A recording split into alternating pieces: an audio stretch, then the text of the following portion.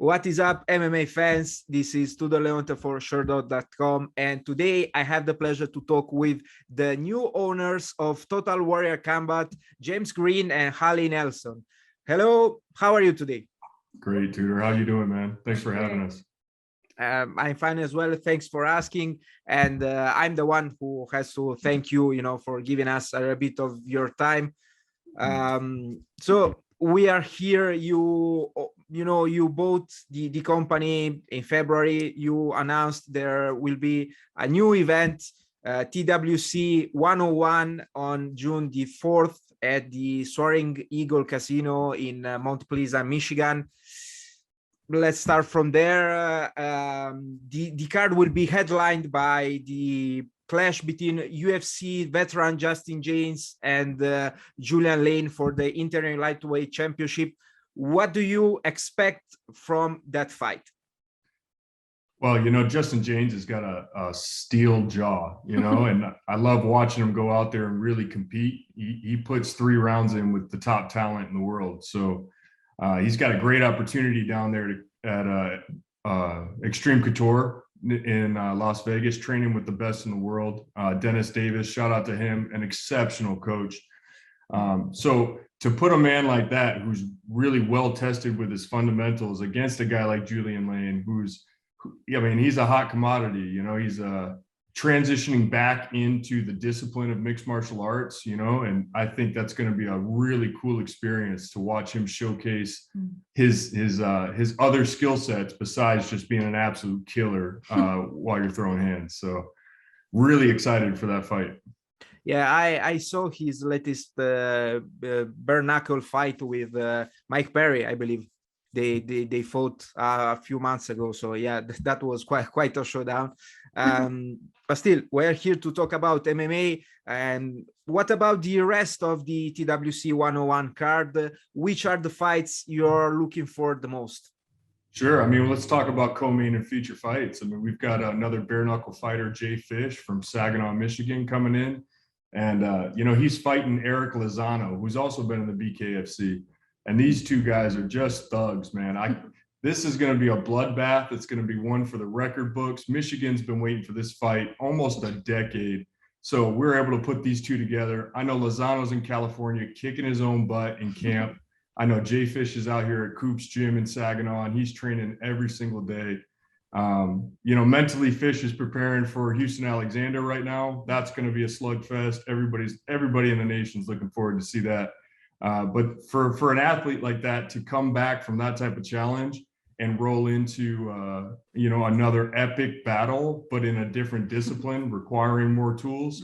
Hats off to Jay Fish and his professionalism in combining those two skill sets, man. And I also noticed that your card features women's MMA battle, right? Absolutely, yeah. Carolyn Biskup and Sarah Cook are coming in. Carolyn, she's a hometown hero. She really established women's MMA in Michigan with her professionalism and her discipline. And Sarah Cook, she's the predator, right? She's coming in looking for a win. We love that kind of hunger on the card. We want true competitors. And I think women competitors are kind of undervalued in this sport, man, but they come out fierce. Like, they take their camps very seriously. They're on weight and they are ready to bleed for that championship. So we're excited to be able to showcase some females on the card.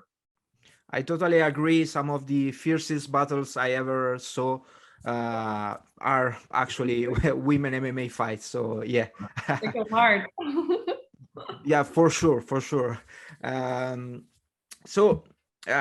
Right now, I'm very curious. You're both very young.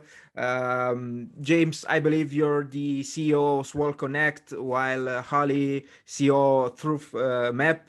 I'm very curious to hear, why did you opt to invest in MMA, and what do you like about mixed martial arts, and whether you have some background in combat sports?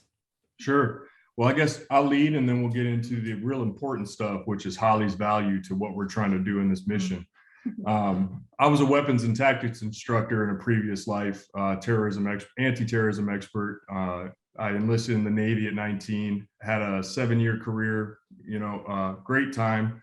But our martial arts is combat focused, right? Not unarmed combat focused. So we got a basic understanding of jujitsu, but mostly Krav Maga is what we're worried about, dominating the space. However, having that type of background and being overseas for OEF, man, I've got all the respect in the world for what these fighters go through here at home. You know, it takes a certain level of crazy to like put yourself in a deployment situation at home when you still have to take care of your family, you know what I mean, and love your family. It's these men, they perfectly personify kind of the dichotomy of man, right? What is the human condition? So that's really what drew me towards wanting to help fighters, right? Transition back from coming overseas. We started out with just strength and conditioning at Swole Connect, but definitely saw a need for more in at least the regional mixed martial arts scene. And so Holly and I had partnered, Truth Map and Swole Connect, to provide mental health services for our athletes in Swole Connect. And her message with her mentor and co-founder, I mean, it's unlike anything that I've ever experienced. And I've gone through quite a bit of like cognitive behavioral therapy with the VA and, you know, anger management and transition assistance. So we're really hoping to be able to not only upgrade the TWC into more of a major league fight, but also be able to give back an unprecedented amount of value to the guys who are willing to bleed for us. And I guess that's the segue into Holly's value in all this. Yeah, so thank you. I guess what I'd like to start off with is talking about my co-founder, Dr. Lukens, who is a clinical psychologist or retired. And, you know, he created a method of life coaching and therapy, and it's proprietary and it is highly impactful. And so what we're doing is trying to bring that to the mainstream and highlight those two modalities. The way we're doing that is we are providing to any fighters who end up on our card, they get access to truth mapping, the life coaching and emotional growth method, with us in the off season. You know, we don't want to necessarily mess with all of that while they're training for fights and stuff, but during their off season, they get access to this, to mental health and emotional wellness professionals with our company, and they do not have to pay any extra. So we cover the cost of that. And that also, because it's a small group of them, they get access to mental health support faster than if they were trying to go through health insurance and figure out like who has availability for them. It just cuts the time in getting in front of someone down. And essentially what we're trying to do is not just help the athletes, but also bring this concept of mental health and emotional wellness to the audience as well, where we express how important it is to go find it before it's too late. You know, you don't need to be at the brink before you're asking for emotional wellness support. You can do it, you know, when things start getting stressful. Tackling it head on is the best way to go about it. So that's what I'm doing. I'm a behavioral scientist and life coach. And our first thing that we've actually done is we have what we call truth map groups, which are emotional wellness groups. And Jaynes is leading one with one of our pretty big sponsors, who's a contractor for a bunch of guys in the industry. Some fighters, some of them are big fans, some of them are team members who help with all the promotions regionally. So we're already kicking off an emotional wellness group for the industry next week, actually. Oh, I believe that mental health is a very sensible and pivotal topic, especially in combat sports and in MMA. Have you already had the chance to work with any MMA fighters so far? Yeah, no, we have. Together, we've worked with a couple pros, and that's kind of where we established this balance between supporting them in that championship killer mindset, preparing for the big stage and stepping into the cage, and then being able to kind of take care of the emotional after effects, whether that's winning or losing, right?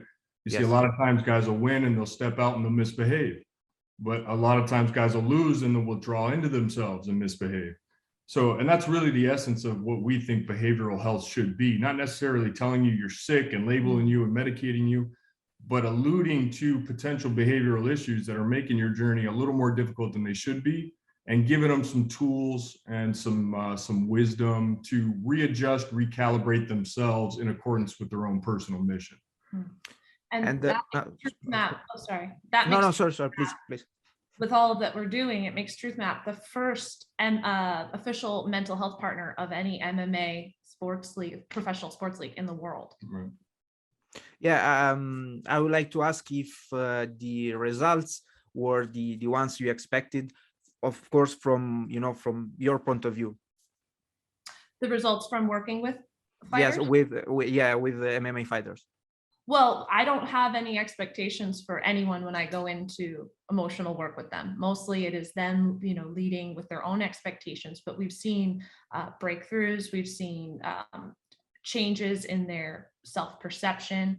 Also working with other athletes outside of MMA, I've seen changes in body dysmorphia perception too. So they look great, right? But they don't think that they look great when they look in the mirror. So I've seen changes in that. So yes, so far everything is going as expected. And I can't wait for after the fight to really dive deep with these athletes in their off season for anyone who does end up coming into the program and working with us. Yeah, that's really, really fascinating. And I believe it's an aspect of the sport that hasn't been explored so far until now, at least. That's the irony, right? Like the UFC even dedicates an entire page on their website to fighters advocating for mental health, but nobody seems to be wanting to take the jump. And I know it's dirty work, but shit, man, everything we do in this sport is dirty work. So we're really hoping that, coming in as two young professionals, combining our efforts to, make some sort of impact in what is the sport of professional mixed martial arts is going to encourage some of these guys who sit at the top level to kind of rethink pushing this aside. Like maybe now is the time for not only the sport of MMA, but also the country and the world to inject this mental health aspect into the most hyper masculine image that there is, which is the modern warrior. I'd love for you to speak to your concept of potent masculinity here too. Well, yeah, I mean, please. So essentially, I come back from overseas and we weren't on Facebook and all that stuff when we were operational, really. So we come back and toxic masculinity is the new hot topic, right? I mean, we are just completely bashed, and I'm a vet coming from a very masculine surrounding. So it led to some pretty turbulent relationships as far as my transition. So I went back to the books. I'm kind of like an amateur thinker, right? I wouldn't call myself a philosopher, but I think too much. So I started trying to figure out, what can we do as men, right? Like I can't just be labeled as bad because I am a man. Like what about men's behaviors could be changed to create this new image? And this image can't be soft, right? So what do we even call this new image? So instead of toxically masculine, which is we're infecting our community and our social ecosystems with terrible habits and behaviors, we came up with potent masculinity, which is just as effective as toxic masculinity, but to the positive, right? So we're trying to establish character traits within masculinity and kind of curbing the behaviors that were accepted in this more patriarchal existence of society and balancing it with what I would deem to be like the modern gentleman, right? Like you should be able to kick somebody's ass in the street and you should be able to open a book and speak on it, right? So that's potent masculinity in its essence. We want to positively affect our social ecosystem as being masculine. And that's not just gender, right? I'm not talking man versus woman. I'm talking the masculine energy, what's within you, that masculine energy, regardless of your gender, that needs to be prevalent in society. We cannot just throw it in prison and cancel culture what masculinity is. I mean, it's how we survive. So we're trying to balance kind of nature v nurture in a mindful way. I like this philosophy, and personally, I looking forward, to see the results and the application of it. Back to TWC, how many events should fans expect to see each year, or this year at least? Well, just taking over, we're hoping to get 3 done before the end of the year, right? We've got a new venue, we're establishing new relationships. We've got some big sponsors who are very interested in supporting what we're trying to get done within the sport. So next year, we're hoping to roll out an entire series. And I don't want to speak to it too much because we're still waiting for ink to dry on some contracts. But I'll tell you, my hope is that we can get at minimum one done per quarter at our location. So that's our goal for 2023 within the organization. And I think we're going to be able to not only achieve, but exceed that. So. And is the location the Soaring Eagle Casino, or Yeah. is it another? Yeah. Okay. And that's the second largest casino in the state. Sure. No, and they're a great venue. I mean, their team has been so supportive in all this. You know, they just announced a sports book app that they have for the casino. They're really launching themselves into the future. And I think the last big promotion at the casino was Bellator some 4 years ago. Yeah. So they've really kind of thrown MMA to the side, essentially, as far as being a big draw. They still have great concerts, you know, Santana and Kid Rock, and it's a terrific venue and they put on great productions. So we're really hoping with this new relationship that we can really kind of give a 1-2 punch to the industry here and reinvigorate the Michigan MMA scene. And with that, Illinois, Ohio, Iowa, Wisconsin, you know, the whole region, we're hoping to kind of embolden with this new relationship with the casino. And what about the TV deal for the TWC? Where can fans watch this event? Sure. So we've partnered with the United Fight Alliance out of South Florida. And so we will be airing these events on the NBC sports networks. We have a couple other opportunities to air on AT&T Sports, Stadium News, sister affiliates of the NBC Sports organization. And the schedule for that we're still working towards, but that is Jay Adams at the United Fight Alliance has really become a very, very good friend of ours. And that relationship in and of itself should facilitate the showcasing of the talent in Michigan that's been overlooked by the main players in the game. Why do you think that, you know, the main players in the game kind of overlook Michigan? Well, I'll speak from a business mindset. I think it's a tough demographic to make the kind of money that those big organizations are looking to make, right? It's not easy to sell out a 20,000 person stadium in mid-Michigan, okay? It's just not. Everything's kind of spread apart. It's a very rural area. So I just don't think there's enough money in it for these guys, which is unfortunate because we've got Michigan State University wrestlers, we've got Central Michigan University wrestlers, we've got Ferris State, we've got all these universities with some of the top athletes in D1 wrestling schools that are coming out and looking for something to do, but they don't have connections in Las Vegas. They don't have connections in South Florida. So we're really hoping that we can turn Michigan into that third leg in the triangle where, Las Vegas is hot, South Florida is hot. Why don't you try coming up to Michigan and see what kind of competition we have here? Well, fingers crossed, of course. Yeah, I believe some great fighters actually are coming from, the rural area. So yeah, I agree on the competition over there. Listen, I also read about a sort of hybrid digital and in-person experience. Can I ask you to elaborate a little bit on that? Yes, I purposefully use wording that makes people go, huh? What does that even mean in terms of what my experience will be?